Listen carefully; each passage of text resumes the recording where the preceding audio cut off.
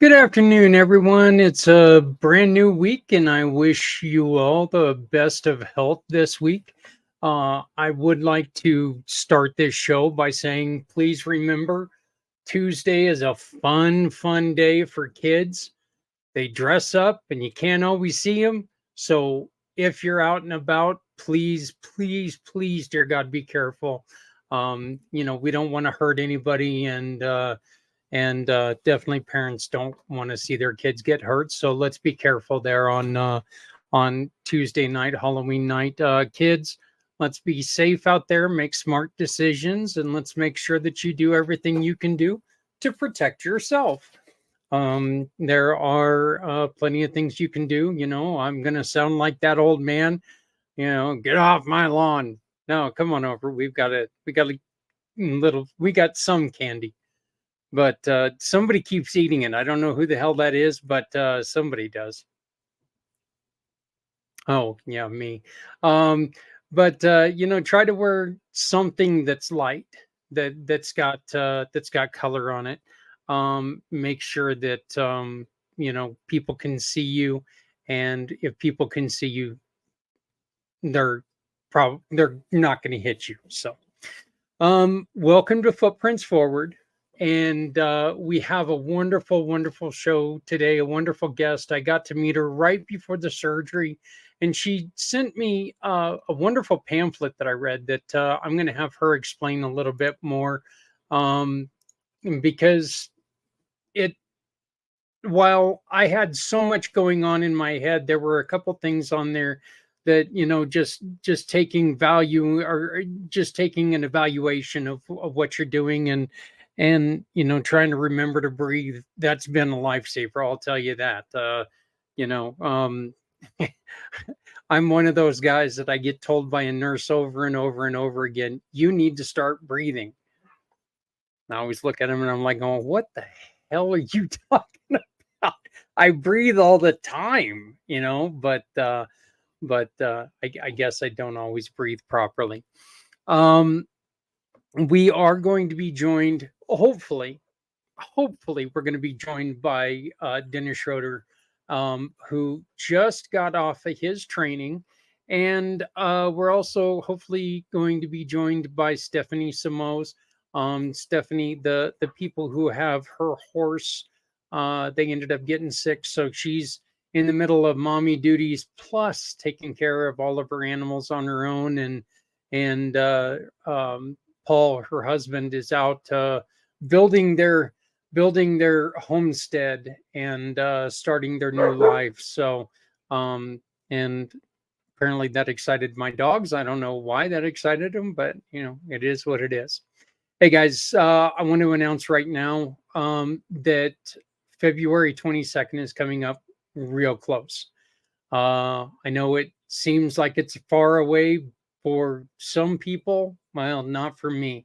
And February 22nd is my 22-hour podcast. And this podcast is all about veteran suicide. Wow. Felt like I was going to get eaten there, and I think I still might. Good God, what is wrong with that dog today? But anyway, he wanting to be the center of attention, I think. But anyway, we go on from 2 a.m. Mountain until midnight, and we talk about veteran suicide. If you know somebody who would like to join us in this conversation, if you run an organization that helps veterans deal with the problems that they have, we want to bring you on. If you'd like to support us, we need your help. We want to get all 22 hours sponsored. Every time that you sponsor an hour, half of that money goes to the nonprofits that we are supporting on that day. We've got two of the upwards of 10 nonprofits that we're going to be raising money for. And of course, that is you guys got to meet him a couple nights ago, and you know how much I love him. But Bart Bartholomew with Veterans Honoring Veterans here in Northern Colorado, and our very own Dennis Schroeder of Price of Freedom Foundation are the first two nonprofits that we're going to be raising money for on this day. These are organizations that need your help, and they really focus on the mental and on honoring. And that's just what it is. Both of those organizations, Dennis and Price of Freedom Foundation, makes sure that it's a story that can always be told, and it's a wonderful, wonderful program. So when he joins us, we'll have him introduce himself. So, but we're going to go on ahead and get on with the show, because Dr. Steph is with us right now. And like I said, I was very, very thankful, Dr. Steph, because you joined me about 3 days before I went in for surgery. And, I was, of course, trying to run around and get things done. And that pre-surgery thing. But why don't we get started by you telling us your story, and then you can here in a little bit introduce us to that Star Trek looking gizmo behind you. Yes, absolutely, Zach. Thank you so much for having me here. And what you're doing really does warm my heart and bless my life. I was a military brat. My dad was actually a flying tiger, and then he was in China, Burma, India, there in World War II, and 2 tours of Vietnam, where he was actually shot down on his second tour and broke his back. It didn't affect his spinal column, but you live with pretty good pain after that. Yeah. We were in Germany, stationed in Germany at the time the Berlin Wall went up. We moved around constantly, so you don't form lifelong relationships, some of those things that are very important. So from a child aspect, I do understand the different types of demands military life places on you. And some of those are stressful and some of those are not. If you didn't like where you were stationed, you always look forward to being stationed in the next place. And we got relocated about every 16 months. So I really do appreciate all that you're doing for vets. I'm not a vet, but military stress, I think, is a unique type of stress because you live in that environment. And many people don't really understand stress. We hear it, it's bandied about. But I studied with my doctoral dissertation for my PhD about stress specifically because I was told that due to the stressors I was experiencing, I'd probably be dead by the time I was 55. And I'm almost 70 now. So, it's like you can understand it and do something different.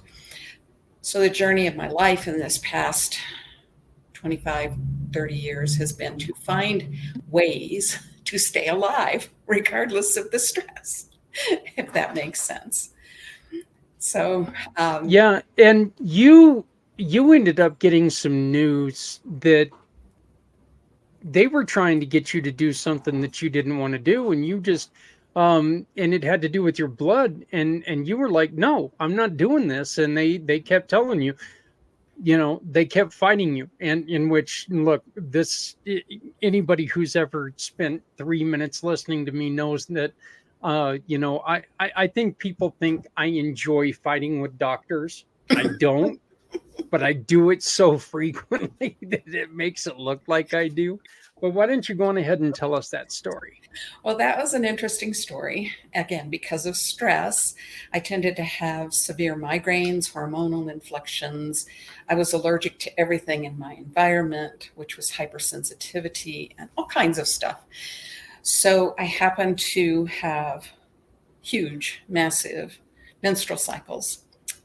And the physician with whom I was working at the time, I went in because I couldn't stop bleeding and I was leaving pools of blood literally everywhere I went. And she said, we have to perform an emergency hysterectomy. I've given you everything I can to stop the bleeding. It's not stopping. You're going to go into the hospital. And your blood count is so low that you will have to have a transfusion.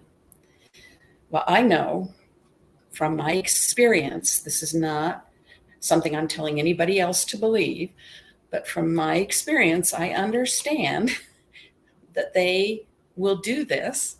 And they say blood does not take on information from the body. It's a safe thing. But I didn't want a transfusion. I didn't want anybody else's blood in my system. And I knew that everything is energy. And energy follows intention, and everything is energy, and energy follows intention.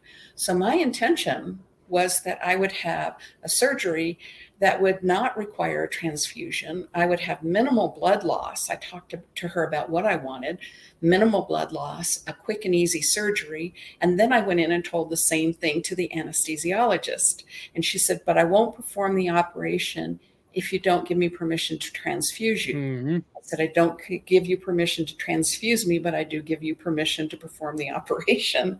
So we had our horns locked, and eventually, because I was standing there bleeding, she allowed that she would do the operation.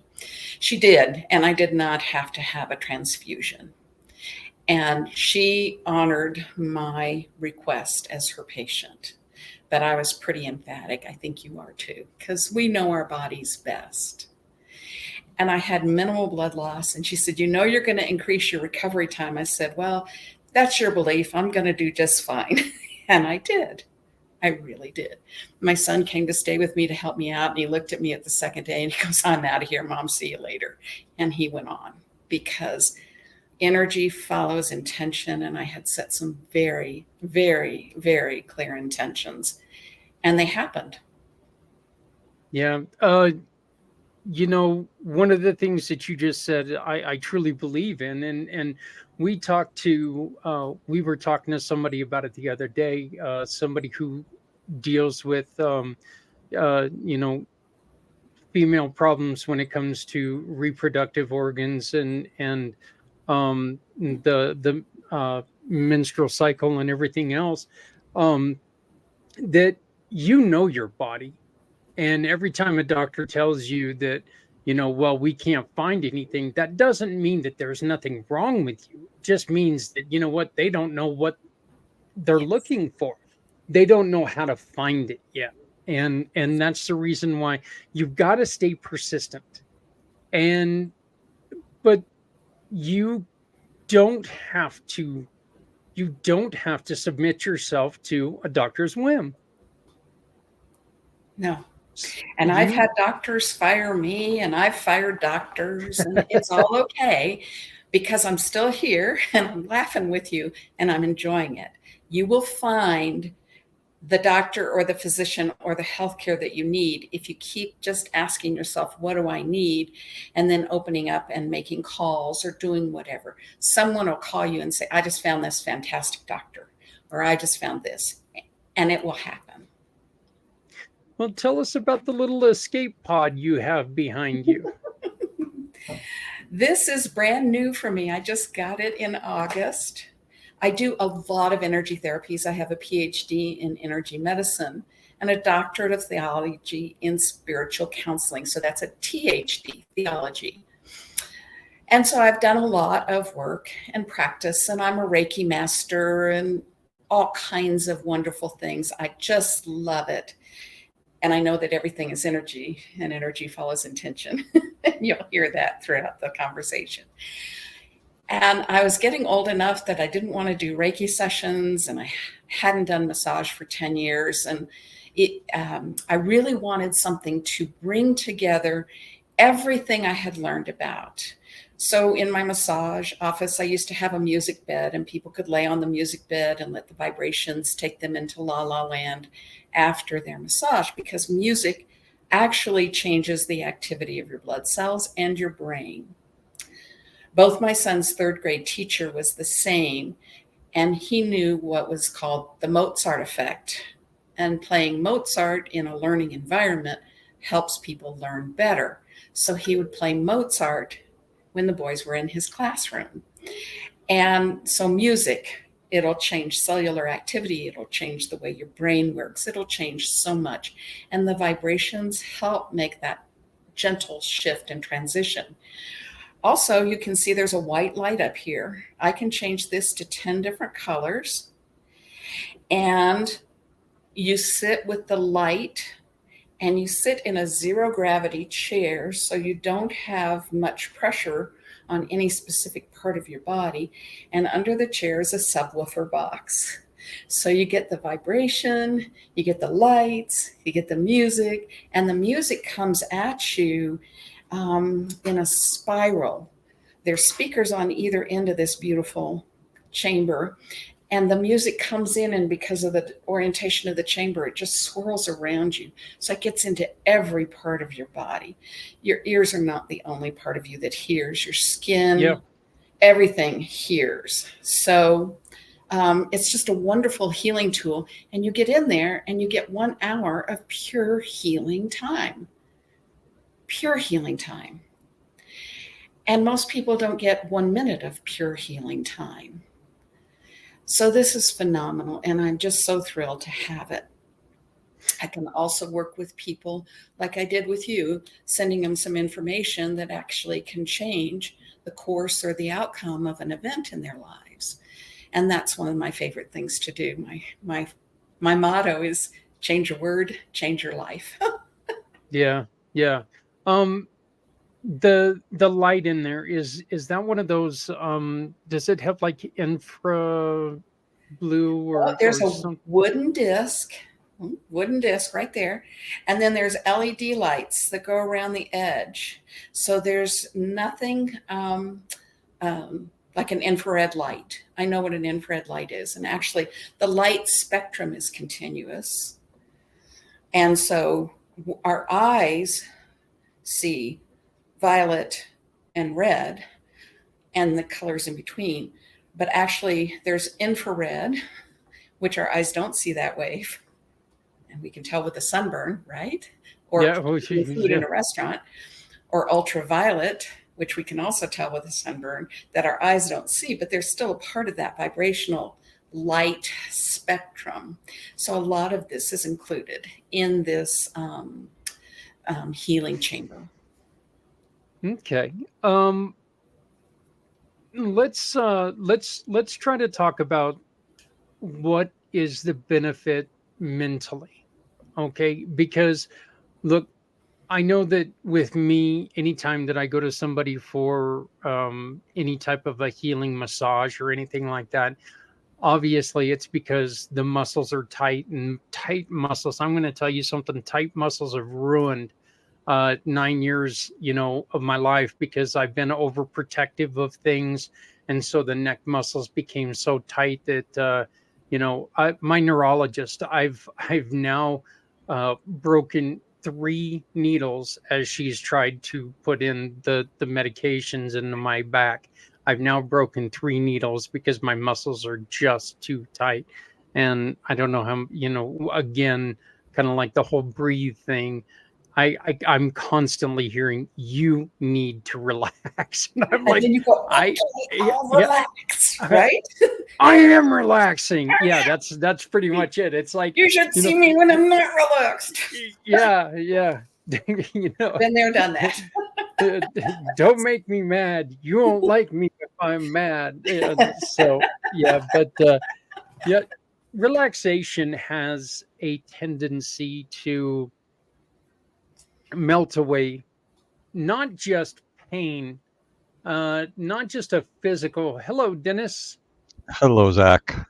not just physical pain, but it also relaxation can really work well on mental fatigue, mental pain as well, can it not? Oh, absolutely. And hello, Dr. Schroeder? No, No, Or just Lieutenant Colonel Dennis Lieutenant, Schroeder. Lieutenant, right? yep. Lieutenant Colonel, that's Um, yes. Again, sometimes if you struggle to relax, the word struggle will create the struggle. And people don't understand this is your nervous system, Zach. This is yours. It lives with you from the time you're conceived until the time you die. It is yours. It is, and it does what you ask it to do. But it's a little bit like a recalcitrant 3-year-old, right? You have to get its attention first. And I inform my clients about the sympathetic and the parasympathetic nervous system, how to operate within those realms easily throughout the day so that you get 12 hours of sympathetic, fight, flight, or freeze, parasympathetic, rest, digest, and heal. And you can't be in the activity of both of those at the same time. So when you tell your nervous system to relax, sometimes it goes, I don't get you. I don't know what relaxation is. But if you say, imagine I'm floating on a warm ocean and the waves are just providing a gentle massage, your nervous system goes, okay, that feels pretty good. I might do that. And you can do that as you're belly breathing and some other things. I actually talk about 5 self-healing skills, which is the first one is drinking enough water. If you're not eliminating toxins, they will build up, and your cells and your muscles especially build up lactic acid as you hold them together. And then when you finally get them released, because the lactic acid acts like glue, right, and keeps them tight, you finally release them and that lactic acid is released, you can have a little bit of a feel like you're coming down with something feeling. Whereas if you're drinking enough water, it's eliminating that lactic acid. So how much? 1/2 ounce per pound of body weight. Pretty easy. The second is probably becoming your favorite, belly breathing. If you're using your shoulders to breathe, your shoulders are not the breathing muscles. You have this nice big diaphragm below your rib cage, and that's a nice big muscle. And anybody in the military will tell you, you want to expend the least amount of effort for the greatest reward, right? So you want to use the big diaphragmatic muscle for breathing and save these small muscles for relaxing and calming down and doing their jobs. If they're tied up doing a job they're not assigned to do, they really get stressed and they will break needles. Okay. And they'll say, watch this. Watch Yeah. this. Break this needle. Okay. Yeah, I'll tell you, if I start breathing with my gut, you guys better watch out there in Grand Junction. You're going to feel like, it's going to become a hell of a lot windier here in Colorado if I start using my gut to breathe. But the third is an awareness. Just become aware of what you're feeling, the mental thoughts. See, the feedback loop is hippocampus, hypothalamus, pituitary. And that's where you get that repetitive thought running on the hamster wheel thing. And if you can do that pattern interrupt, you can take somebody out of that pattern and they can choose something different. But in the sympathetic nervous system, thinking, mental, feeling, spiritual, whatever, they only have 3 choices: fight, flight, or freeze. So when you do a pattern interrupt and you bring in rest, digest, heal, breathe, drink water, the body starts going, oh, I like that recipe. That's a good one. I'll start thinking about drinking my water instead of worried about. So become aware. And then the other one is present moment living. And I'll throw this out there, and I know I'll get a huge amount of response, but there is no pain when you're in the present moment. It's one of the things I've seen doctoral thesis about over and over again. If you're absolutely present, there is no pain. So getting present is one of the best self-healing skills you can do. What does that mean? Notice your runaway mind. Notice you might not be able to change that thinking right away, but get up and walk around, go get your water, come back and sit in a different place, and then think, can I relax now? I'll do a couple belly breaths. I'll set an intention that I'm relaxing, because your nervous system hears that and it does what you ask it to do. I do know that I do know when I've not felt well, I always feel a lot better when I get up and I do, like if I stay in bed, if I've got a cold or something, I have a cold all day and I just feel like crap. If I don't, if I just get up and I get to it, I may not feel great all day, but I don't feel as bad. So, Dennis, what about you? What was your thoughts on that statement? Well, the question I had is, and I apologize for joining late, but when you're talking about not experiencing or feeling pain, are you talking about people who are dealing with issues in their thoughts that are painful from the past, or because I know Zach has experienced it and I know I did actually prior to my spinal surgery in August, that in the present moment I was very much in pain.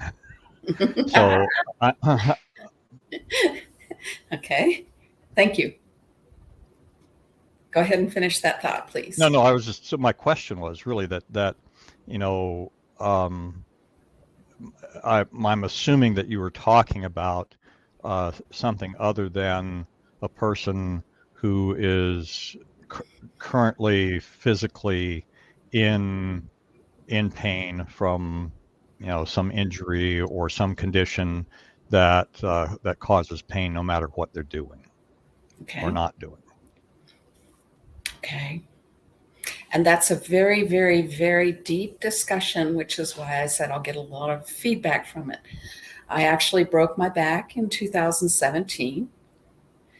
No spinal cord impingement, but the lumbars move back and forth and occasionally pinch a nerve. Mm-hmm. Extreme pain. Then I go, okay, what can I do? I can belly breathe. I can do my stretches. I can release some of the tension on that place. I can do some other things. But belly breathing, especially if you're doing it with awareness, Zach, will shift the activity of your body and you'll produce natural painkillers, endorphins, enkephalins, serotonins, dopamines. And your body has the ability to produce those substances. If you didn't respond to like opiates, taking opiates wouldn't be effective as a pain reliever, right? Candace Pert wrote a beautiful book, Molecules of Emotion. And she was a scientist at the National Institute of Health who actually discovered the opium molecule in the brain. And she said, if you don't have receptor sites for these things, they won't work.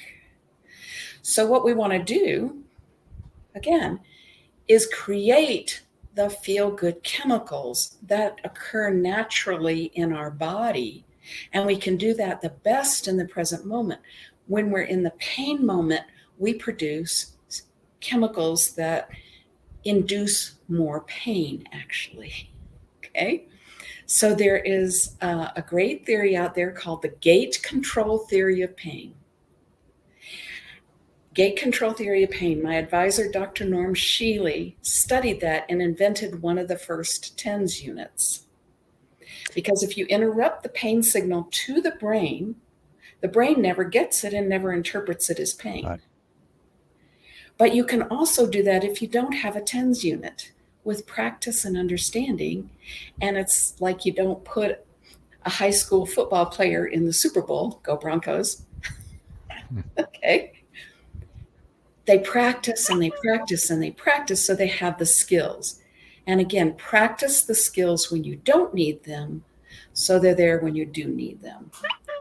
So I have constant pain 24/7 if I have pain moments. I have really good days where I'm mostly pain-free when I'm in the present moment. Does that help? Does that? Okay. Well, I understand what you're saying.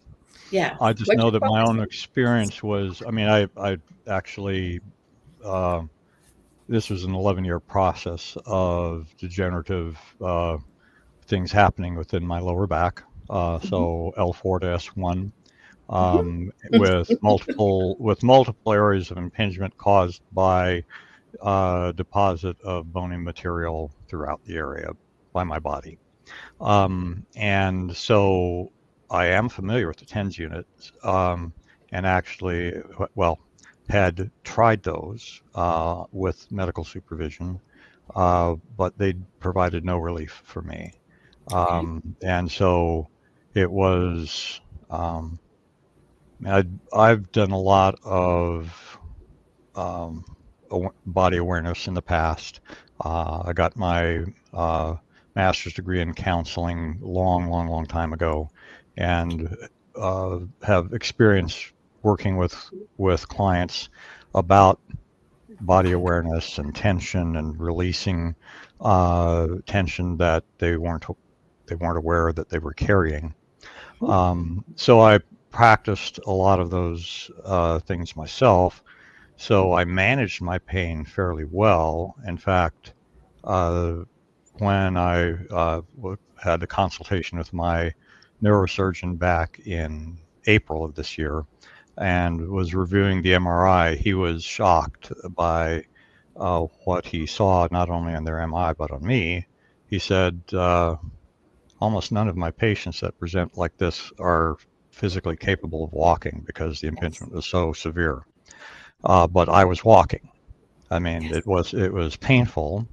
And I, over time, became aware of what body positions I could be in that minimized or almost eliminated the pain, and utilized those. I mean, it was in a seated position like I am now, or laying flat on my back. I was like, okay, I had to do a mental battle with that, going from somebody that used to be extremely physically active. I was a runner, hiked in the woods, climbed the mountains, all of that for fun, to now being in a position where I was a couch potato, essentially, to be as pain-free as possible. But that at a certain point, that impingement was going to get to the point where it was going to paralyze me, is what they were said. So, I was glad to have the surgery done. I'd say it was about 95% successful. I do still have an issue with my feet, where I have a sensation of my toes that it feels like they're wrapped in tissue paper when there's absolutely nothing on them. So, there's some areas they weren't able to clear out, and it's only when I'm in bed at night that I'm really aware of that. It doesn't, and so what you're focused on really does make a difference. Zach, as you were talking about getting up and being active and the like, takes your awareness off of the other stuff that's going on, and for me has been something that allowed me to, and still allows me to get through my day without any, not without it being in my conscious mind. That's, gosh, I hate that feeling of feeling like my toes are wrapped in something that's not even there. Right. I used to be a pilot, and I tell you what, if I was flying, no pain. My dad was the same way. So I am a full proponent, complete and full proponent of whatever work. I used to work at Valley View Hospital in patient billing as a patient advocate. I taught CPR for 16 years. That's my conventional medicine. Mm-hmm. And I started my story off with an operation that I had. Okay. I'm not saying don't do it. I'm saying find what works and do more of that. Right. Oh, absolutely. And I mean, for me, my background is I spent a career in the U.S. Army. I was a medical service corps officer, medical administrator, been around, worked with, I was not a clinical administrator. I was a plans and operations guy most of the time. But I worked alongside a lot of clinicians. And you'd probably be surprised at how many of them in the Army, at least during the time I served, took a more holistic approach towards things because their focus wasn't on making money. I mean, it was socialized medicine, probably the best version of socialized medicine that we have in this country. But it's also at the whim of the funders too. So, but their focus was on keeping, in our case, the Army, keeping our soldiers and their families as healthy as possible. So there's a lot of emphasis on prevention, a lot of emphasis on things that you could do besides just medicating or cutting. And medication has its limits because you do build up the tolerance. But what's fascinating to me is, again, I worked at the hospital for 12 years, but that was years ago. And I'm doing Tai Chi 3 times a week. And there are at least 4 nurses that come into the Tai Chi class because the nursing career decimated their bodies. Right. And their mental capacities. And now they are rebuilding and they're doing different things like Tai Chi and Qigong and those really mindful movements and flows to get back into a healthier state with their bodies and their minds. And there isn't a difference. Okay, so we say mind body in the alternative world, and in the conventional medicine we say psychosomatic. Tomato. You know, this is one time where I wish Diamond was with us, because she mentioned last week on this show, of course, you know, there was a horrible picture that came with it because I was talking about me doing yoga, which is just something that nobody in their right mind needs to see. But you know, Diamond was talking about yoga, and when we had her on the show, even Wednesday night, she was talking about it's one of those things that can really get you from going, it's, oh God, I don't want to do this. This is going to be horrible. But you hold yourself accountable and you're like, wow, that helped. I'm loosened up. I don't feel as bad. You know, that annoying ache in my whatever is relaxed now, and whatever it is. What is there? And I know that the machine behind you is really good for it. We talked about this, is you get in there and you kind of just escape into yourself, escape into your who you are, get into your quote unquote happy place, Dairy Queen. That's not a healthy, happy place, but damn it, it's my happy place. Maybe not healthy. It's my happy place. It's their nightmare when they see me. You know, they'll call people in from vacation. They're like, "Look, the fat guy's back. Come on in. Let's go." But my wife went there the other day, and she asked me what I want, and I'm like, "Do you got a pen?" And she's like, "Zach, be nice." And I'm like, "Okay, I'll only do one thing." So, but man, I've kept them in business for many years. But while you're using these machines, and I'm trying to remember that there was another place with like a blue light or something like that at one of the gyms that I went to, where you just stood in there and you let the light immerse you. Yes. Okay, and it's just you don't go in there and you don't, you know, do push-ups or anything. You just go in there. You be just being sometime is something that, something that you've said that really sticks with me is that I have migraine headaches every minute of every day.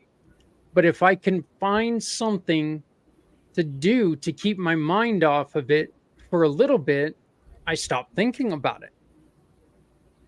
It doesn't go away per se, but it doesn't make it to where I can't accomplish things. Right. Like once in a while, every once in a while they'll take full effect and I'll be sitting there on the couch for 8 hours. Right. And I do understand the state of being of a migraine. It really does take over your whole mind body. But the nervous system is pretty lazy, and it establishes patterns. And that establishes then expectations, which brings up thoughts, and thoughts become things. So when I was dealing with migraines, or I had the migraine condition or whatever, I would say, oh my gosh, today's going to be a migraine day. And sure enough, Yep. it'd be a migraine day. Yep. Whereas I say today, and I've been migraine free since 1997, and I had one migraine that lasted for 5.5 months. So Zach, it sounds like yours has lasted longer, but it's a pattern. 9 years. Established pattern that the nervous system goes, I'm too lazy to change. He knows I'm going to be there. I'm his friend right now, whether you feel like that or not. And when you can pattern interrupt, it's amazing. It's absolutely, like you say, you find something to do that interrupts the pattern and the total focus on it. Okay, so that you can have a different experience. And then you can build on those different experiences. Part of what I do is new training for people. Let's get a new training in your nervous system. Yeah, I do. I love that because you can talk yourself into pain. You can talk yourself out of it too.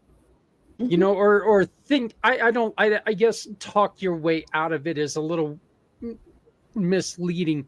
You can act your way out of it, put action behind it, and you can get rid of it, right? Yes. Or you cannot focus on it and focus on something that you enjoy. And that produces those feel-good chemicals. And after a while you go, I want that. And the military especially, training, because your reactions, which sit here in the back of the brain that has no language, this is called the reptilian brainstem, your reactions have to be automatic. Walter Cronkite did a series on the Vietnam War called Rolling Thunder, and my dad happened to be featured in it. He was a very good-looking man, and they wanted to present the military, all of that.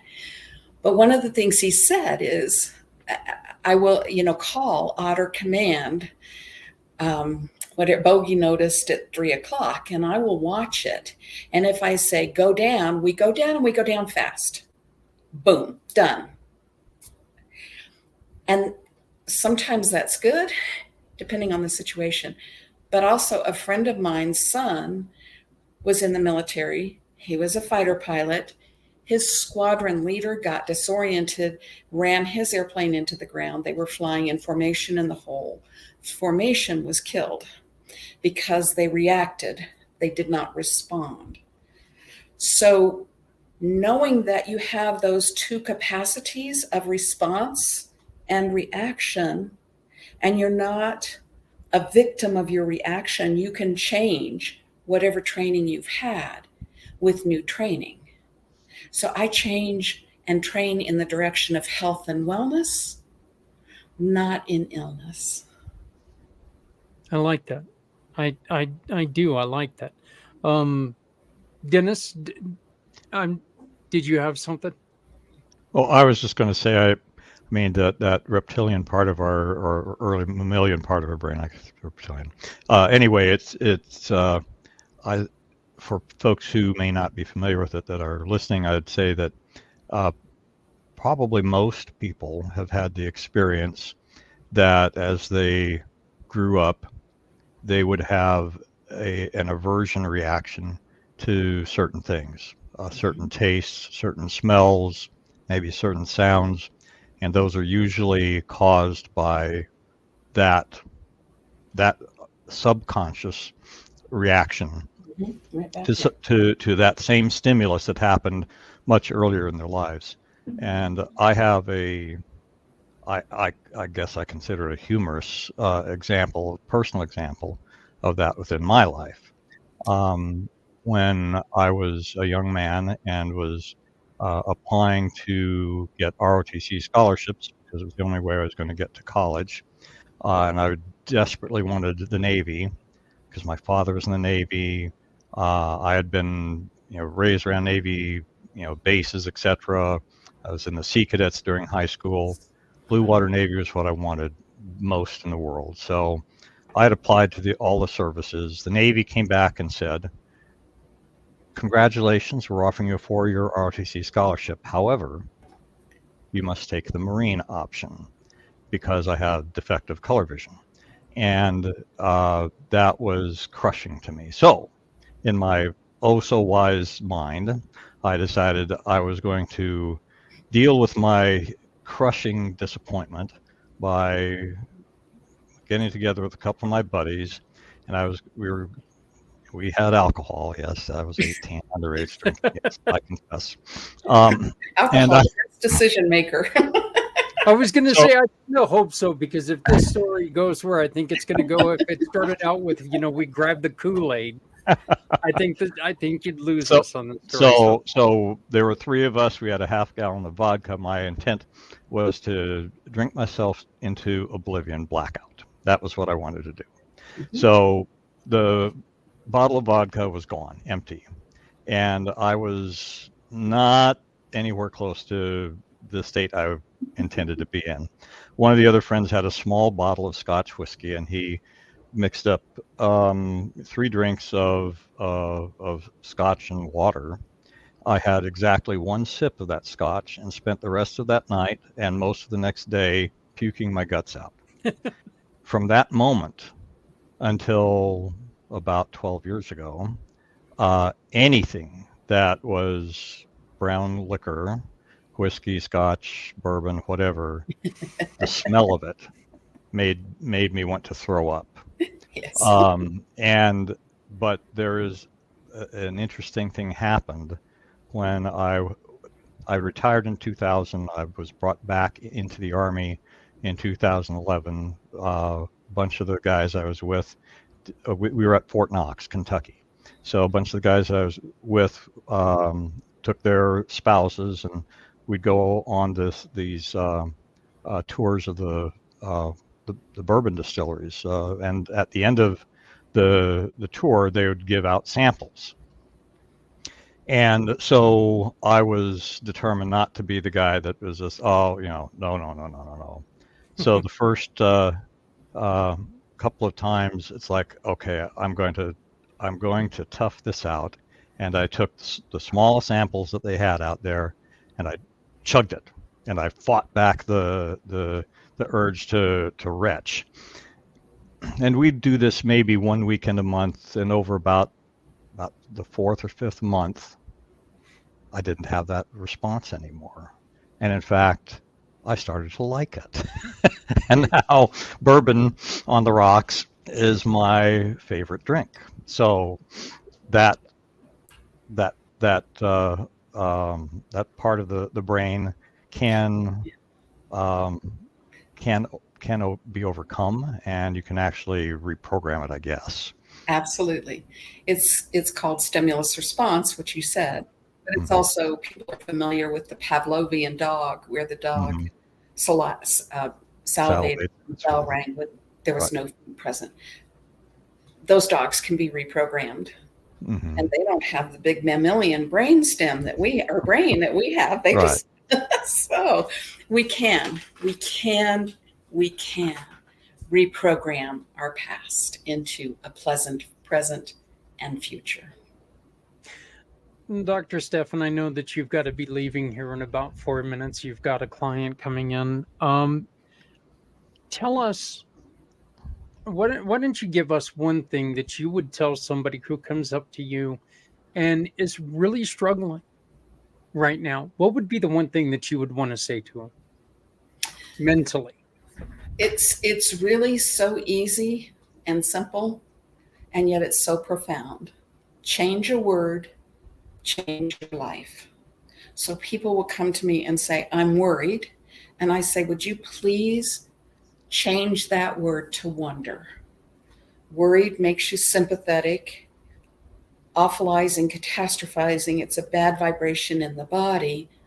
Wonder makes you parasympathetic, curious, open-minded, exploring possibilities. Yoda.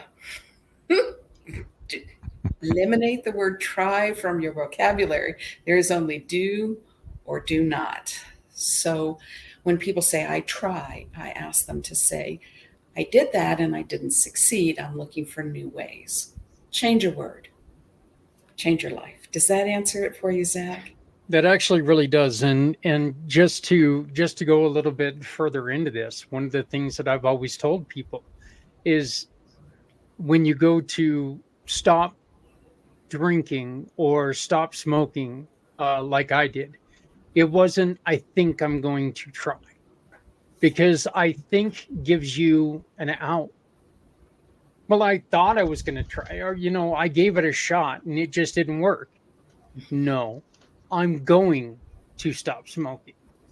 And I stopped smoking. I was smoking 3 packs a day. And I have not picked up a cigarette in 16 years. Wow. And another really powerful word is I intend. Feel the difference in the vibration. I'm going to try XYZ. I intend. Feel the difference in the vibrations. I'm worried about. Yeah. I wonder about. Mm-hmm. So, all right. Okay. Well, thank you so much. I can see that. It's a pleasure spending this time with you, and it just feels too short. It doesn't feel like we've been on for very long. Yeah. It is kind of funny. We've been discussing it for a while, that this show, 1 hour just doesn't. It doesn't matter if there's only 3 of us, or if there's the 7 of us on at one time. We can just never get through everything. But please come back and join us sometime soon. Okay. I'd love to. Just give me an invite and I'll show up. Sounds great. Well, this is very important to me. Again, my niece is actually at, she's been accepted as a Navy pilot. Oh, great. Well, congratulations. Where she is. Congratulations. And thank you. Else. And so please let her, please let her know that we thank her for her service. That's great. She's one of the 1% who has raised her right hand to give up her freedom for our freedom. So I thank her very, very deeply for that. So, and we will be back in contact with you. So you enjoy yourself. They can get a hold of you at makeshiftshappen.com. Making Shifts Happen. Making Shifts Happen. Okay. That's my course's website. I'm working on a website for the harmonic ellipse, and I'll get that information to you as soon as possible. That sounds great. Okay. All right. And Dennis, Dr. Steph, thank you. It was a great pleasure meeting you too, and definitely look forward to future conversations. Okay. Have a great rest of your day. You too. Thank you very much. Well, Dennis, we know that I know that you jumped in a little bit late on that, but you want to tell people a little bit about what you've got going on, and sure. Give your introduction, please. Sure, absolutely. Well, thank you, Zach. My name is Dennis Schroeder. I'm a retired lieutenant colonel from the U.S. Army.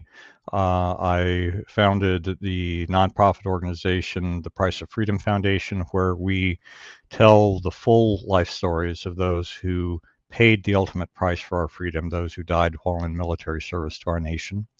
You've got our website up there, our phone number, and my email address. So anybody who wants to find out more about us. Anybody who has a contact with someone who has lost someone while they served, we'd love to talk with you. Whether you're a family member, whether you're a veteran, maybe you're just a friend with somebody that passed. We want to be able to gather and tell those stories. So whether it's you paying your own individual tribute, or we do an entire book and video documentary, we run the gamut. I also do business consulting to help fund this because right now we don't have grants from any organization, and we have no major donors. So basically, any business owner with one employee or more, we have connections with folks who've been specialized in a variety of areas that will most likely be able to help you save money on taxes or save money in your operations without making any major changes to what you're doing. And there's a dozen or more programs that we have, and a few of them do have very small upfront fees. Almost all of them are paid on performance, and as a percentage of performance. So when I had my own small business as a property manager, I definitely wish I had had this resource available to me then, because I was not an expert in taxes. I was not an expert in certain areas of operation. I knew what I was expert at. That was the operation of our property management functions. But all these other areas, I know I left money on the table that could have gone to better use elsewhere. So you can contact me about that at those numbers, and well, not at the website, but at the email address or phone number, and just let me know you're interested in discussing what we can do for your business.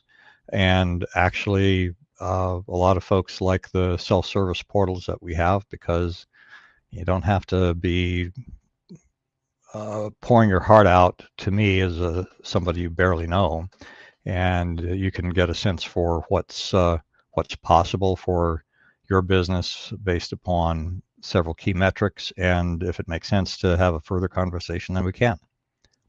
So. Yep. Well, that sounds great. And I made the announcement a little bit earlier, and now we'll just restate the announcement that the Price of Freedom Foundation is going to be one of the nonprofits that we are going to be raising money for on February 22nd, which is 2Save22. Unfortunately, the number is no longer 22, so don't keep that in mind. But there was a lot of money spent to get everybody used to the number 22 being associated with our veteran suicide. Unfortunately, that number has skyrocketed. Right. One of the things that you offer people, and we'll go on ahead and finish it off with this, is exactly what you said earlier, Dennis. You offer a story to be told. And that way, this isn't just another statistic.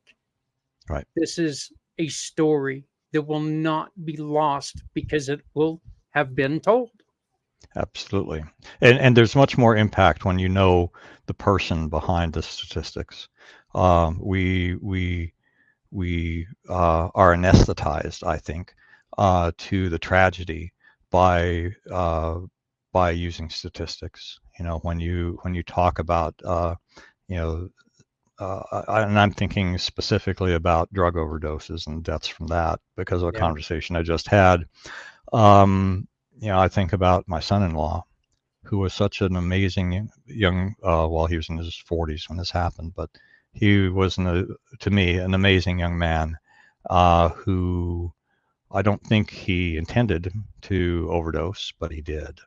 And his loss is felt by a whole lot of people, and continues. This was probably 5 years ago that he passed. So with our servicemen and women, we believe that their stories deserve to be told because they, like every person who's currently serving, took that oath and said, I will lay my life down on the line for the freedom of this nation.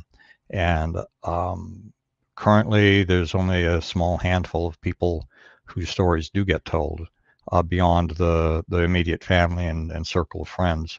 And I think that's a disservice to them, and it's a disservice to our nation, really.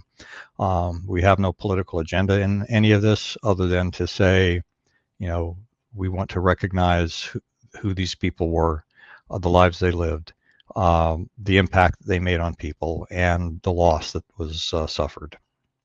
Yeah. Well, I'm looking forward to this. And once again, if you want to help sponsor us, we invite you to please get a hold of us. We're looking for at least all 22 hours to be sponsored every time you make a purchase of a sponsorship. And well, we're ending the show, but he popped on just in time for the end of the show. So how's it going, Patrick? Oh, it said 5:50 on the thing. Well, I'm so sorry. Oh, it was probably Eastern time that it was. Yeah, Eastern Standard Time is I don't know. I'm sorry my about bad, that. my bad. But hey, I made it. Hey, you made it. Look at that.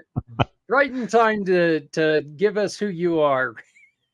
Yeah, Patrick Miles of College Global. Just a guy who loves Jesus more than anything. And one of the things that I do is I'm launching a media company called Consuming Fire Media. One of the things that it's doing is it's a podcasting company. One of the many things it'll be doing, and one of the podcasts is the Pit Men's podcast. This is a podcast for men who just want to learn how to walk together in relationship, and also in relationship with God, and how to walk our lives out together. And it's a community that's growing, and it's been very, very impactful, not just in actually, I would say more in our lives than it has been in anything else. And we're just hoping that it affects other people. Really, what's been happening.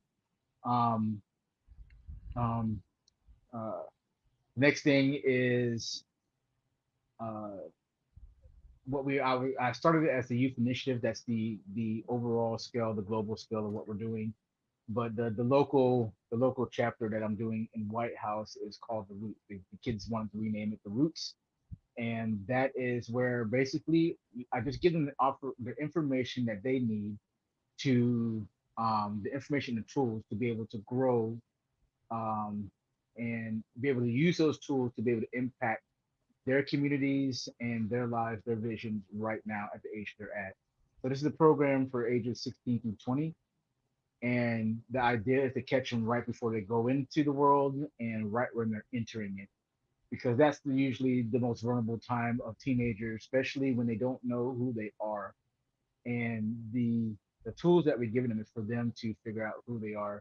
And I have no apologies about it, but who they are in Christ, and the way that God's created them to be. And that's one of the things that the world tries to hide from them. And when you're informed of that, you start to become a very powerful individual. So just give them tools to actually know who's and who they are. I really appreciate that, because one of the things that I've always said, that I've always felt, Patrick, is I wish, I really do. I wish I knew a third of what I knew when I was 16 years old. I mean, I knew there, you couldn't tell me anything at 16. I knew it. I absolutely knew it. I wish I had a third of that knowledge from when I was 16 years old. Of course, now in hindsight, I didn't know a damn thing. Yeah. Probably still a little bit on that side, but I've at least experienced a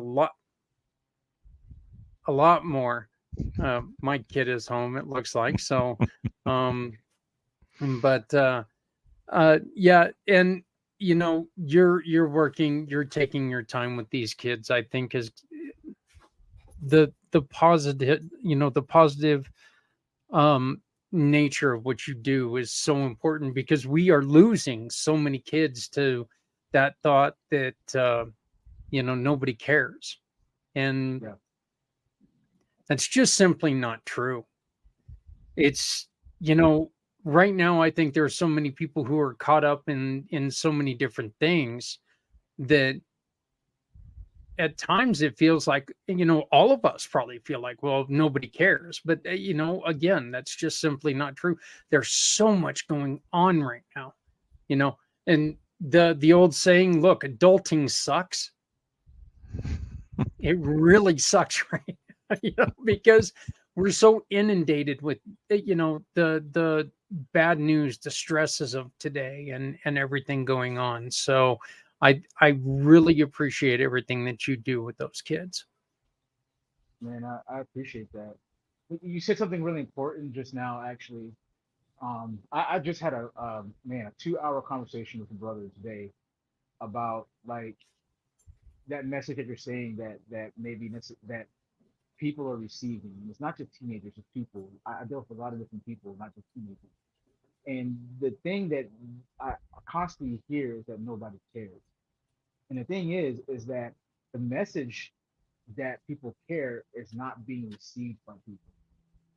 So maybe the way what we're communicating is by our actions and maybe the things that we're doing, even though we care, is that we don't. It's in quite the opposite. That's why I appreciate things like this show and stuff like that, because um, instead of just you can see through the conversations that we have with people by them sharing their stories, the care, not only for their stories, but the care that you have for the people viewing this to to get as much information to them as possible. And that's where people can receive that, okay, all right, these people are caring about this message, I'll listen more. And that's actually how you get people, you earn a person's heart by caring, right? And a lot of times we try to earn people's heart by telling them what to do. And that usually works the opposite. I know I'm a person that once you tell me what I gotta do, you know what I mean? Like I'm gonna pretty much do the exact opposite of that. Like I'm Yeah, like, I yeah, don't. yeah, my brain Yeah, I just don't. goes, I don't take well to. Yeah, I still don't take well to that either. That's just. I think that's and I really think that has to do with leaders. As leaders, we're not ones who like people telling us, especially telling us what to do, and that's why I try not to tell people what to do. I try to suggest certain things. And I think that's one of the main important, or one of the biggest importances of what we're trying to do here is we're trying to make sure that people understand, look, we're not telling you about one way. yeah, We're telling you about every way we can possibly tell you to help as many people as we can. Because the only thing that we're going to tell you for sure, there's only one thing that the three of us know for sure, that this life is not going to be the same without you. If you take your life, it's going to be a negative effect on all of us. We may not even know you.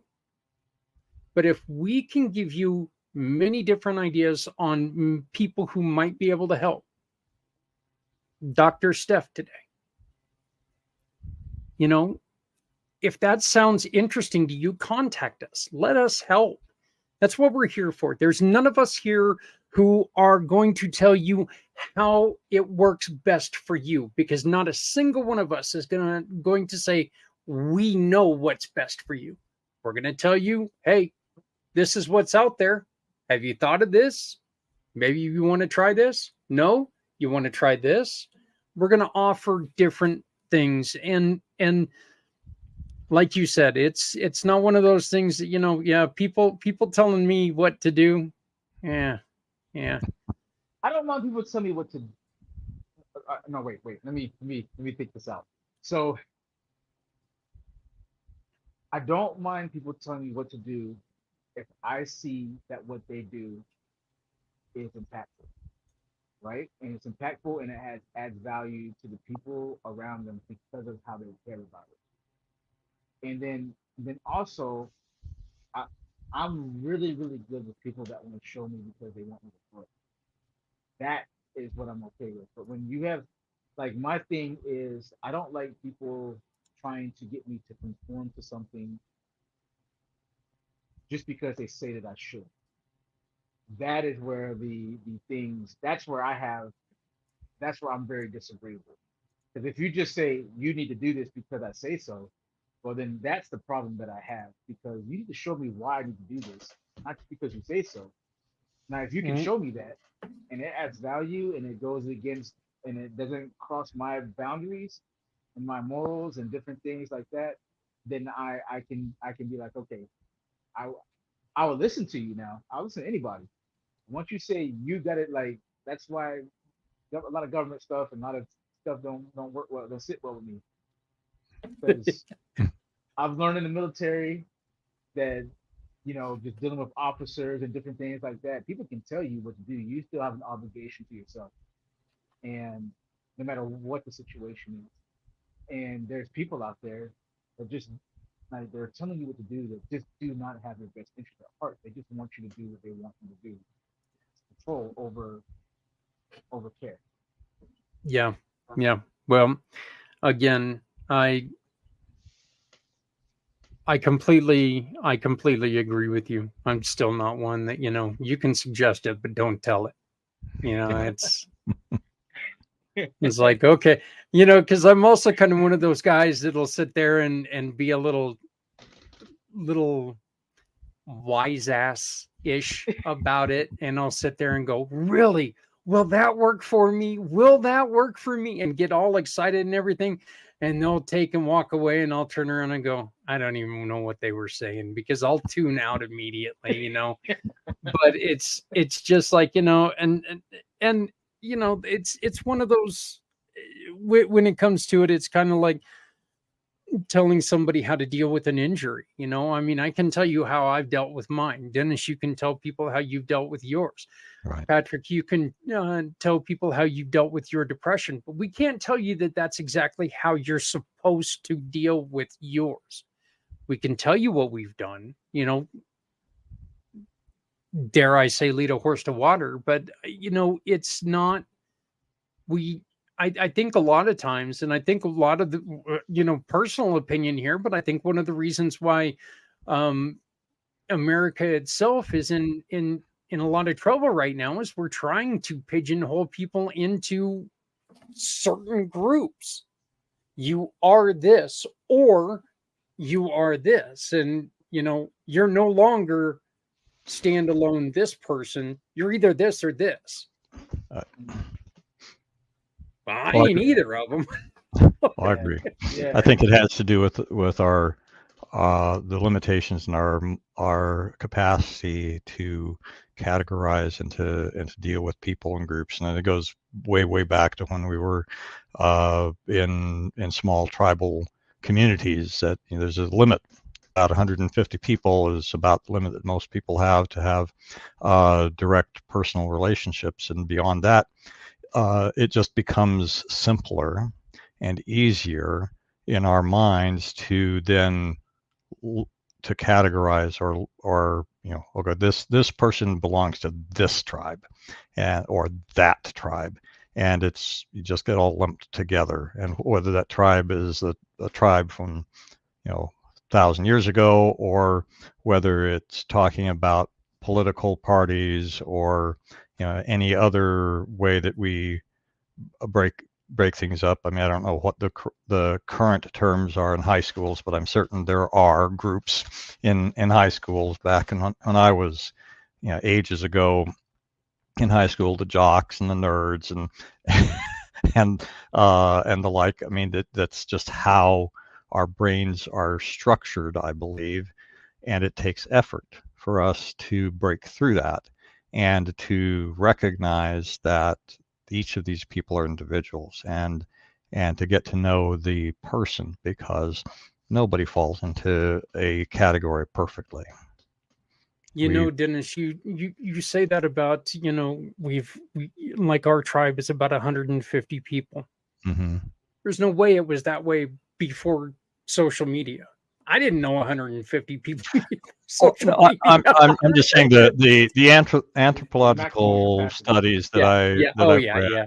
basically were saying back, you know, when human society was tribal, that was about the limit.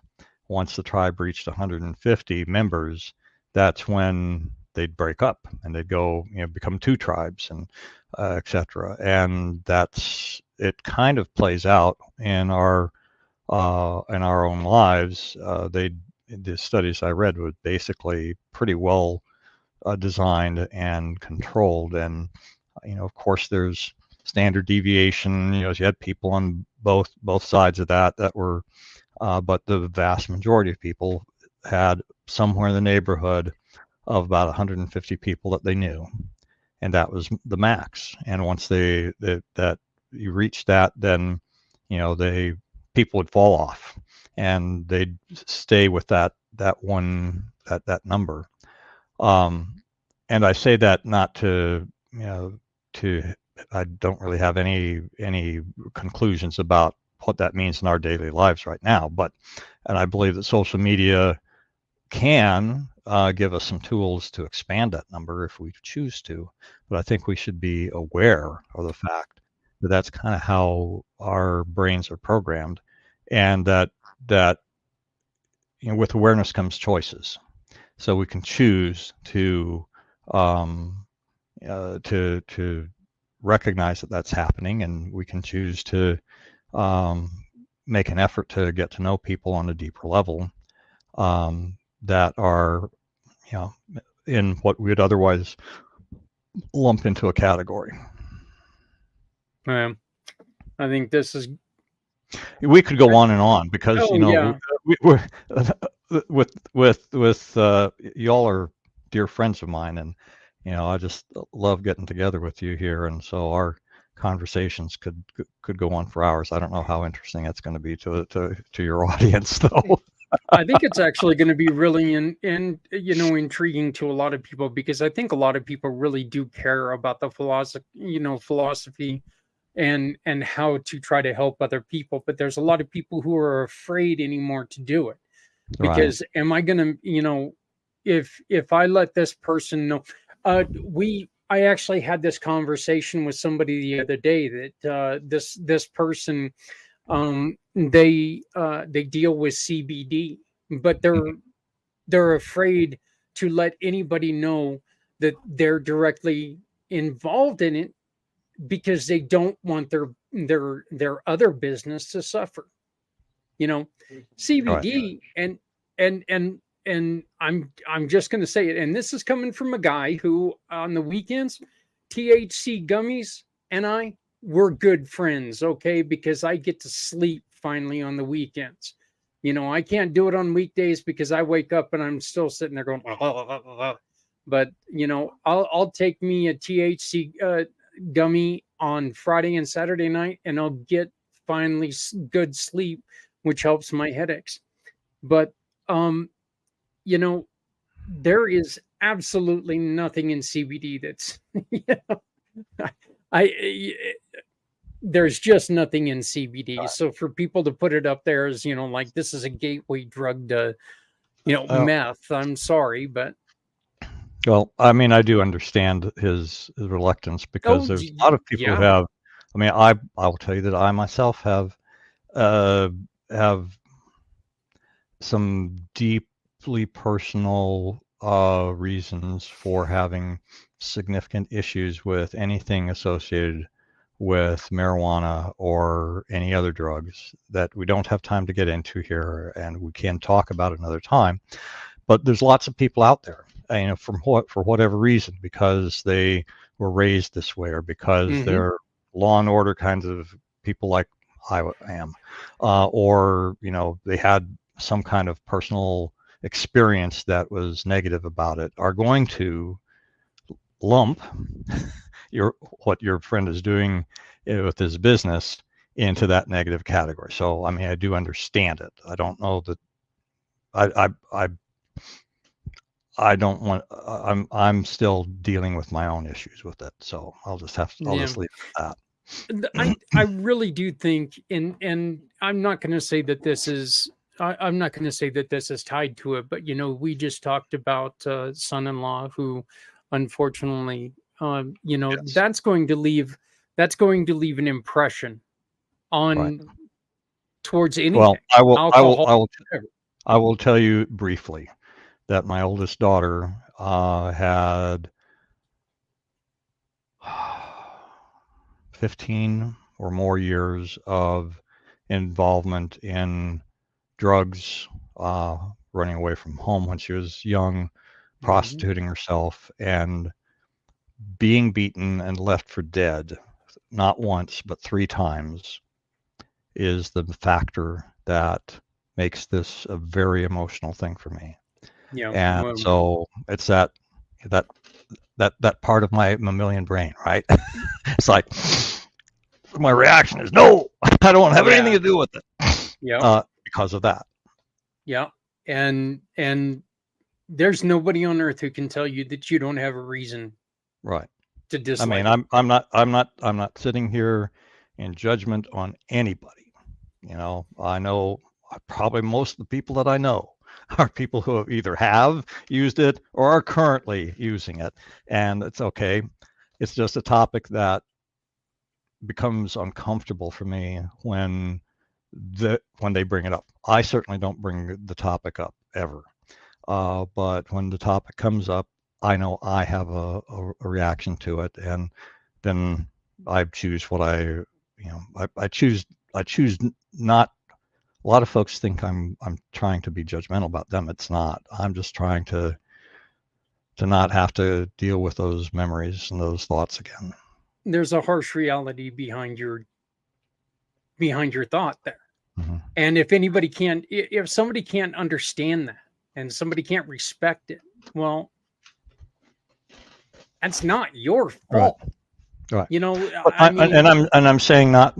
I'm using that as an example, very personal example of why your friend most likely is very correct in being concerned about the judgments that people may have because of the business that he's in, and if it rolls over into other aspects of his life or the like, that he's most likely correct, though, and he's going to have to deal with that one way or another. Yeah.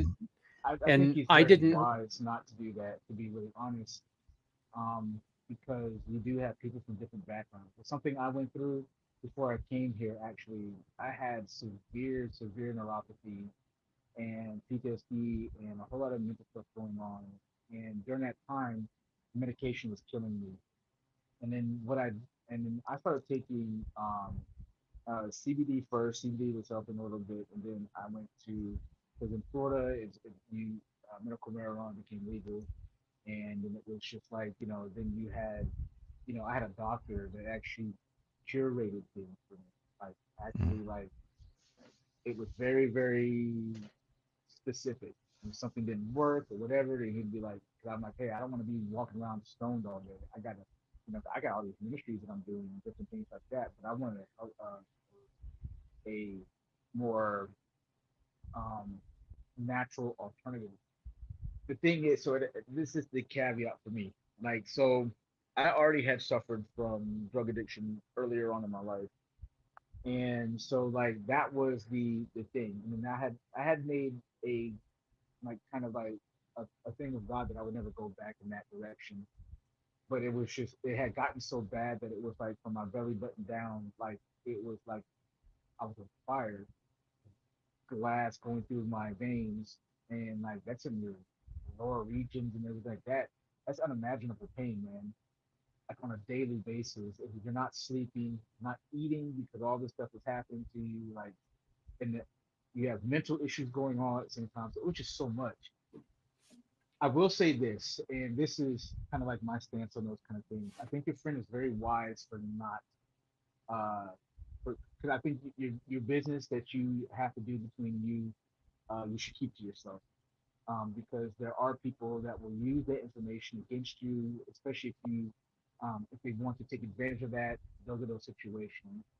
For me personally, um, I think it matters the authority that you place yourself under, whether it's yourself, your religion, or different things like that. My authority, I give my authority to God personally. That's me. Yeah. That's my choice and my Hmm. decision. So I give my authority to God, and then I base what I do off of what that authority says that it's for me to do. And so and I put my full trust in that. And so what I saw happen in my life personally is when I went down that road, right? I don't believe that it was I don't believe it was like this wrong thing and this and all that other kind of stuff, because what I saw, I had this whole view of like it was just this evil thing. The thing is that everything is abused. Most people that do medical marijuana, I'll be really honest with you, it's for recreational purposes more than Oh, it is yeah. for actual medical issues. And but what I saw was I saw children and old people and all kind of stuff that were in this place that I would never have thought would actually need these things, and it helped them in a medical sense. So I'm not the authority to say that, these things are wrong in that sense, but I do know that there's a difference between like the person that needs it medically for certain issues, because I do believe that there is those things. It's like any other drug that helps, right? Then I also believe that the majority of people are looking for a release over the medical aspect when it comes to that. And I know for me being coming out of drugs, drug addiction, all that kind of stuff. Like me personally, I would never let anything into my life ever that has the ability to take any control back from what I've gained, from what I've lost from having those things take place presence of my life. And I've been smoking pot since I was for a long most of my life. Yeah. So, and that is my, if anything, I could always smoke pot. You know what I mean? Like, literally, that's the truth. If I was to be honest about it. But there's this thing where it's like, how am I, like, what if I want to, with what the things that I'm doing, right? If I'm wanting to point people to Christ or to God or whatever, it makes it very hard for me to actually have that message with those things to attach to. And then not only that, it's um for me, it's just simple. It's simply for me is like I trust God to take care of those things for me. Which when I did that, it actually worked. That's what actually worked for me. Like when I started to put my trust in God to be my healer for things, there were things that were the cause of my sleeplessness and different things that when I started addressing them, the way the Word of God was telling me to, um, where I started addressing those real issues and being like, all right, God, what am I supposed to do with these things that would keep me from sleeping? Um, then that's when the healing came. It was actual, real, practical, tangible things that I was more used to ignoring and looking for the quick solution than the hard work that was going to be needed to overcome it. When I started trusting God with the hard work, like the strength to get through the hard work that was needed for me to overcome the actual root issues of my issues, because I had diabetes. Well, I need to quit eating sugar and everything else, and, and cakes and Twinkies and ho-hos and whatnot. That's really what was the problem, and eating rice and all these things that I wasn't supposed to be eating. So what when I thought the medical marijuana was helping me was like it was suppressing my appetite. So I wasn't eating all these different things, right? And then I started to lose the weight. When I started to lose the weight, then the neuropathy started to go away. But then, you know, but then there was other side effects that started to happen where it actually, um, because they don't tell you sometimes with the psychoactive effects that these things have with you over time, where just like any other drug, anything that you take for the most part that is not natural to your body, for your body to have, it always have this other thing or when you take too much of something, but it's just supposed to be a natural thing, because even aspirin, like you can take one aspirin, it helps with a gamut of things. But if when you start taking, it says to take 200 milligrams, but then you start taking 800 milligrams, and if you've been in the military, we all know about the ibuprofen horse pill, the Hmm. cure all for everything. They Yep. give you, they say, hey, only take 400 milligrams, but then like, they give you this big bottle, so you're like, shoot, I'm hurting bad, so I'm gonna take Yep. 1600. Yep. That's what happens. But then there's effects that happen. It's the same thing happens with these things. I am a believer of those things are natural and they have their purpose.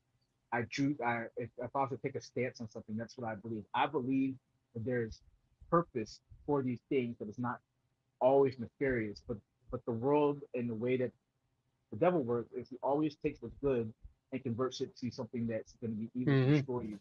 That's his whole purpose. In saying that, that's why I just really saying that that's why I kind of like let that be my filter, because like right now I'm not struggling with neuropathy. I'm not struggling with I mean, even when I'm struggling with those mental issues now, instead of having this quick thing that I go to that may help for the moment, but it doesn't help me long term to overcome it, which is that's what you actually really want. You want to be able to overcome the issue, not keep coming into the issue that has been a problem. And so a lot of times you have to get to the root of the issue, which is what I believe that God allows you to do when you do things the way He's asking you to do them. And that's because I've tried just so many different things. The thing is, you always need that substance or that thing to over to get through the moment, but you never overcome it. God is a God where He says, "I've made you more than conquerors."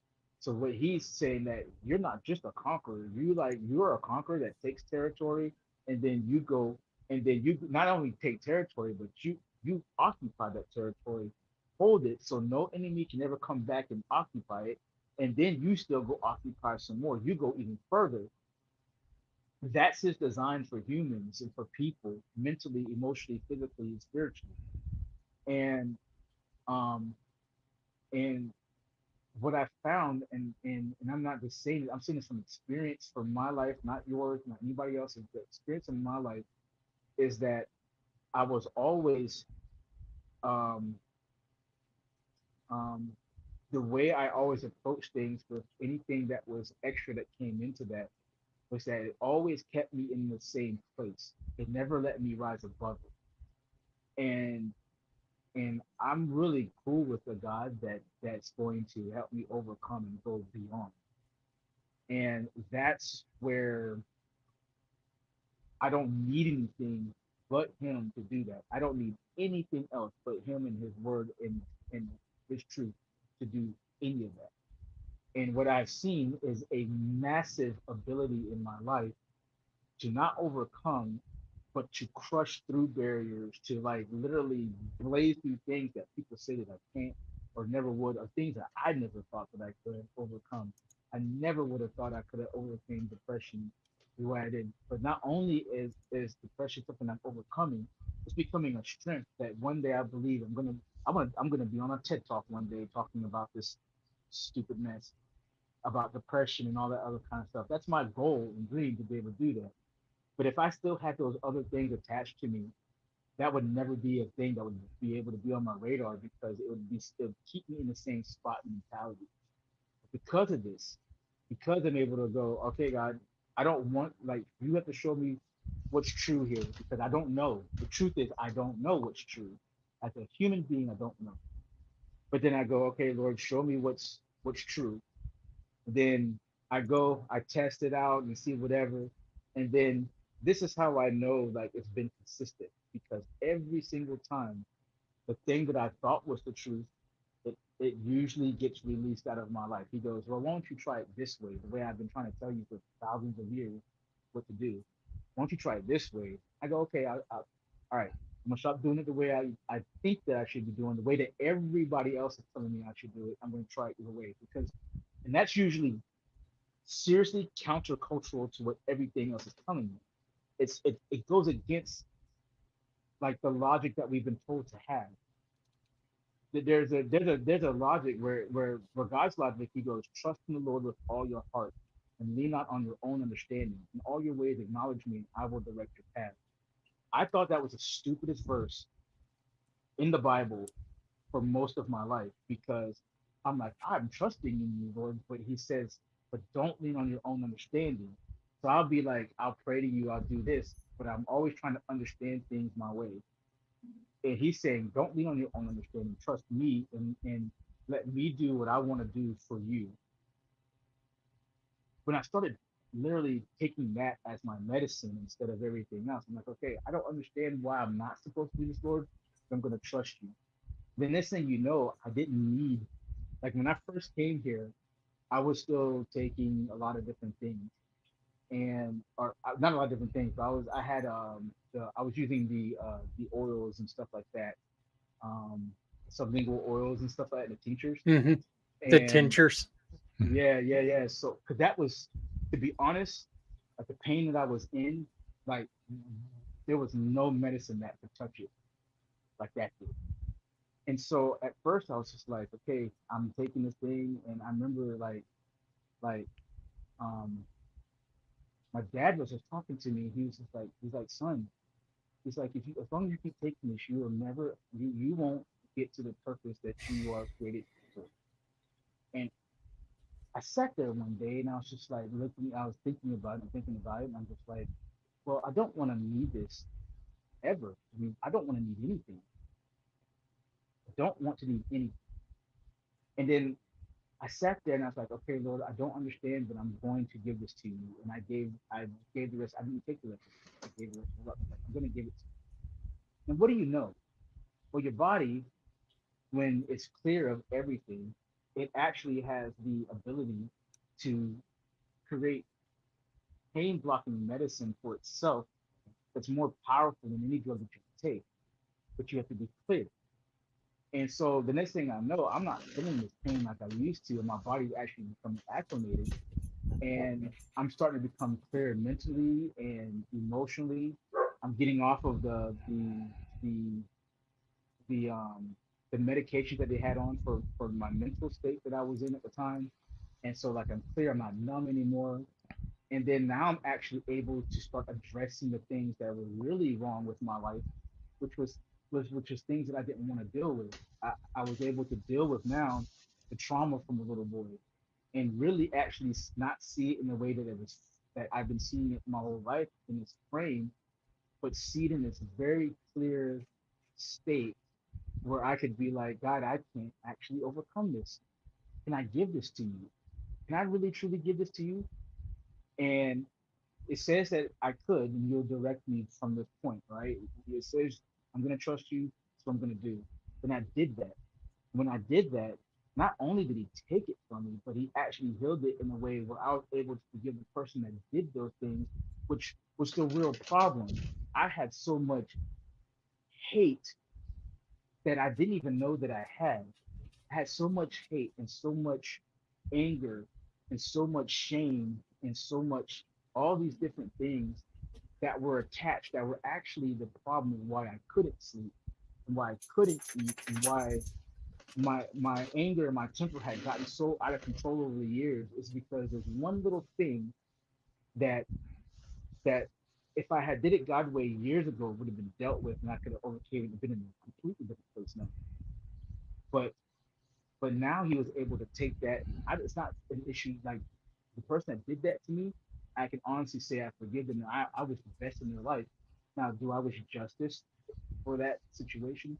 Of course, but there's no hate or animosity, which actually completely frees me mentally and emotionally and spiritually in a way that I can't describe, which actually helps me sleep and think better and not judge other instances in my life through that lens. That lens is broken. And so it's this much bigger picture effect. And so there's a greater healing that has happened than actually taking this thing that temporarily was just masking symptoms, but not actually healing the root, the soul that needs to be healed. Most of the things that we deal with as human beings are soul issues. There's truly soul issues that are much deeper than just hurts or different things like that. Um, I'm not saying this for anybody, but I truly believe that the only one that can heal the soul is the person that created the soul. That's the only one that can heal it. That's our Yeah. source of it. That's our source of it. And and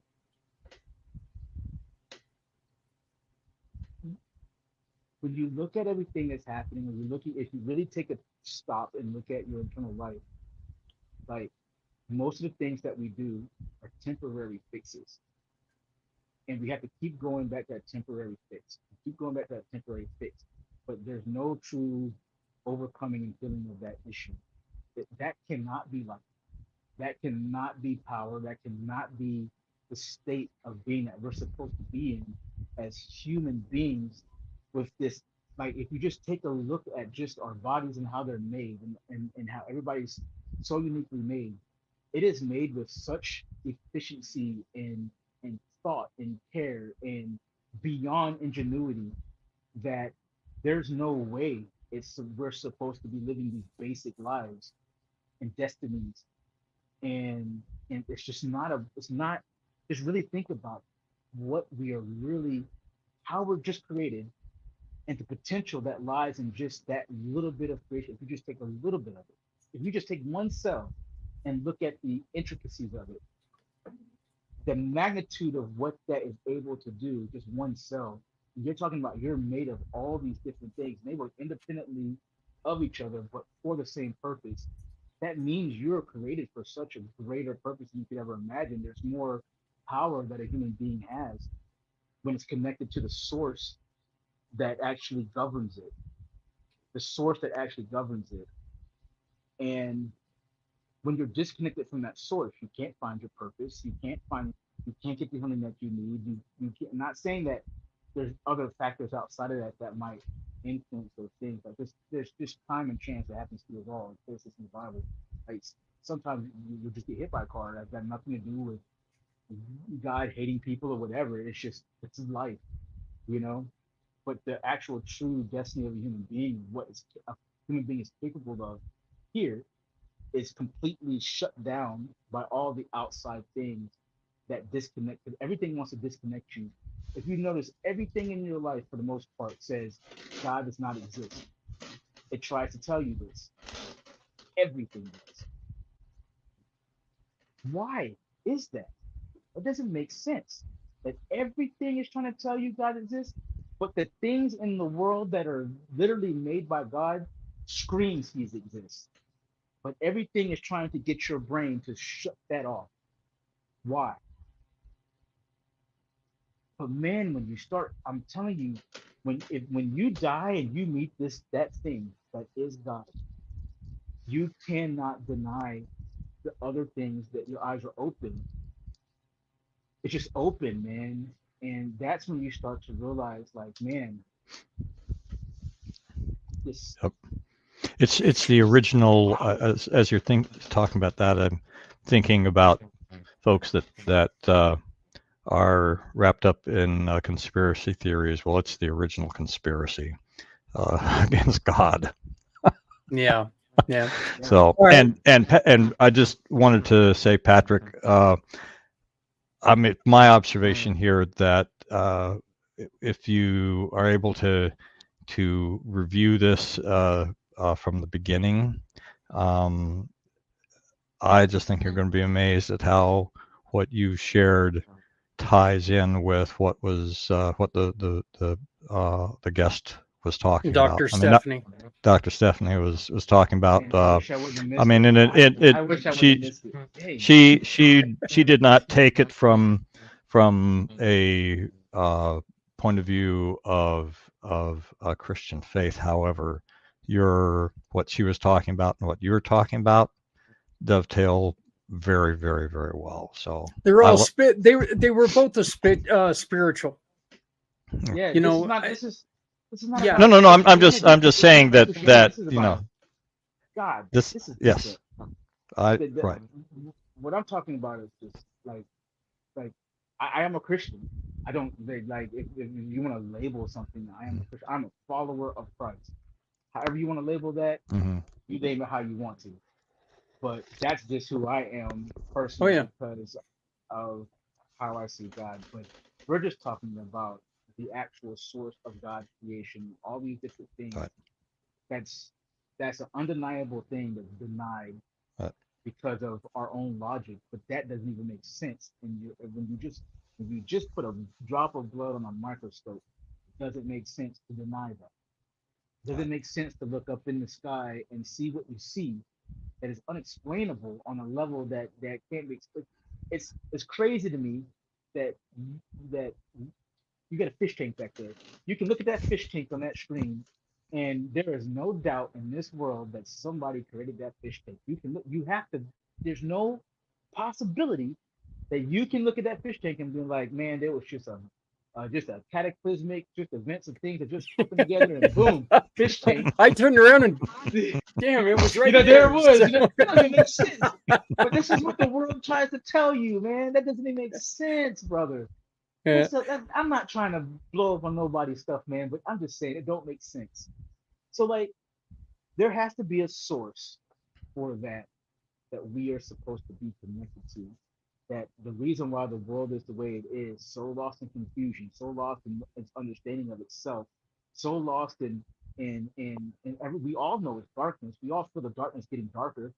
We know it. It's literally because the source is being disconnected in our hearts and our minds. That's why we can't feel the way we're supposed to. That's why we can't that all these mental issues that we are dealing with in the world right now is disconnection. It's disconnection from the original source that can heal those things. Reason why we're going through just, if you've been through depression, you know it's not just a mental thing. It's a spiritual thing, brother. There's I think disconnection is probably the best word for that. You know, whenever you're down and you're out, you know you're disconnected from something.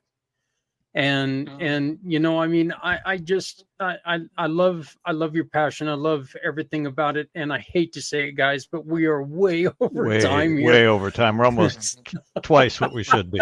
So, yeah, we've run another show we're about to run almost over 2 hours, which is you know, it's truly okay. But you know, I do want to thank you both for jumping on, and you know, look, I love you both, and we're gonna continue this. You know, we're gonna keep this going. But we're gonna have to say goodbye for this week. Yep. So for Patrick, for Dennis, for the rest of the family who was unable to make it today, my name is Zach Clayton of CommunityPayItForward.us. Please join us and see how you can help people. Hey, everybody, look, please love somebody out there because somebody out here loves you. Remember, no one has to go it alone when we all come together. Join us again next week as we continue our mission on helping people through depression and suicide. Thank you.